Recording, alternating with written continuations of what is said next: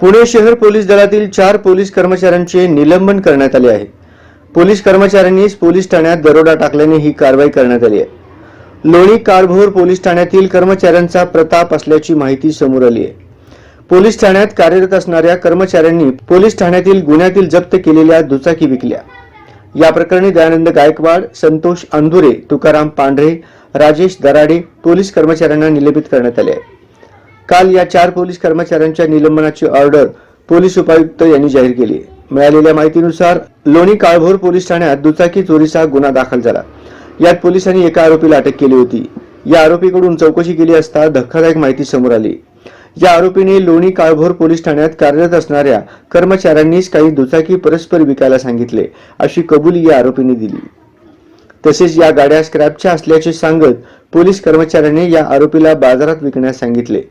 स्वतःच्या आर्थिक फायद्यासाठी आणि लाभासाठी या पोलीस कर्मचाऱ्यांनी आरोपीला हे कृत्य करण्यास भाग पाडले। वेळोवेळी या पोलीस कर्मचाऱ्यांना चौकशीसाठी बोलावले होते, मात्र त्यांनी उपस्थिती लावली नाही। परिणामी कर्तव्यात कसूरी केल्याप्रकरणी या कर्मचाऱ्यांचे निलंबन करण्यात आले आहे।